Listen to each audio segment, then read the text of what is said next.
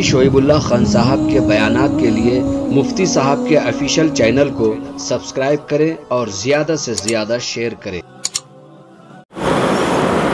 एक सवाल ये आया है कि तौबा करने के बाद हमें कैसे यकीन हो कि हमारी तौबा कबूल हुई या नहीं हुई। अव्वलन तो इसकी ज़रूरत ही नहीं है कि आपको मालूम हो। तौबा करना आपका फ़र्ज़ है। तौबा कबूल हुई कि नहीं कबूल हुई यह मालूम करना अल्लाह ने हमारे ऊपर फ़र्ज़ किया नहीं। नमाज पढ़ना तो फ़र्ज़ है, लेकिन मेरी नमाज कबूल हुई या नहीं हुई यह मालूम करना कोई फ़र्ज़ नहीं है। समझ में आया ना मसला। तो इसे तौबा करने वाला तौबा करे दिल लगाकर, गिड़गिड़ाकर, पूरी दिलचस्पी के साथ, दिल की गहराइयों के साथ, रो रो कर, जैसा कुछ अल्लाह को मनाया जा सकता है वैसे तौर पर अल्लाह से इल्तिजाएं करना, माफी तलब करना, यह हमारा काम है। अब कबूल हुई कि नहीं हुई वो दुनिया में तो कोई बता नहीं सकता। वो तो जब जाएंगे तभी पता चलेगा।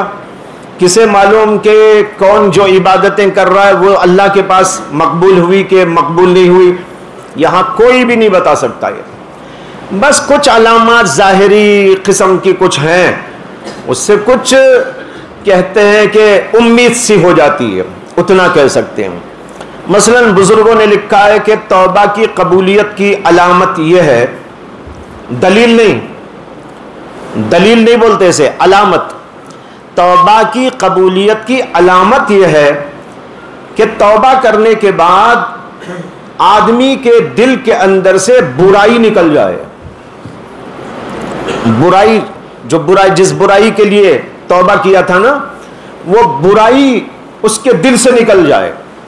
अगर ये कैफियत पाई जा रही है तो बुजुर्गान दीन में से बाद लोगों का कौल है कि ये इस बात की अलामत है कि अल्लाह ने उसकी तौबा कबूल फरमा ली। और अगर तौबा करने के बावजूद उधर ही दिमाग है, उधर ही जी ललचा रहा है, उधर ही इंसान की तबीयत मचल रही है, ये इस बात की अलामत है कि उसकी तौबा कबूल नहीं हुई। ये बात बुजुर्गों का कौल है। लेकिन ये जैसे कि मैंने कहा एक अलामत के तौर पर है, दलील नहीं बोल सकते इसे। बाकी किसकी तौबा कबूल हुई, किसकी तौबा कबूल नहीं हुई, किसकी नमाज कबूल हुई, किसकी नमाज कबूल नहीं हुई, वो दुनिया के अंदर तो मालूम नहीं हो सकता।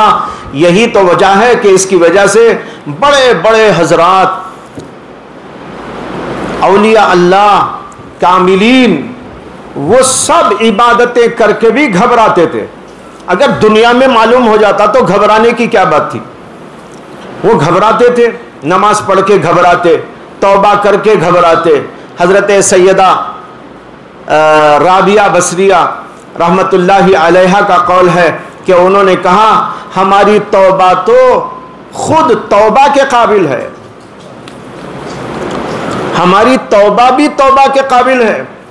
यानी हम जो तौबा करते हैं अल्लाह के सामने, इस्तगफार पढ़ते हैं अल्लाह के सामने, उन्होंने कहा ये भी इतने खोट वाली होती है तौबा कि उस तौबा पर और एक तौबा हमारे ऊपर लाजिम है। जो हजरात ये बोल रहे हो, क्या वो दुनिया में ये तसव्वुर कर सकते हैं हमारी तौबा कबूल हो गई, हमारी नमाज कबूल हो गई?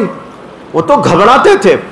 इसलिए इस बात के पीछे तो न पड़िए कि कबूल हुई कि न हुई, लेकिन इसकी तरफ जरूर तवज्जो दीजिए कि अपना अमल ठीक हो जाए और अपनी इबादत ठीक हो जाए, हमारी तौबा ठीक हो जाए। उसको मनाते रहें, मनाते रहें, मनाते रहें, आखिरी दम तक मनाते रहें। यही बंदे का काम है।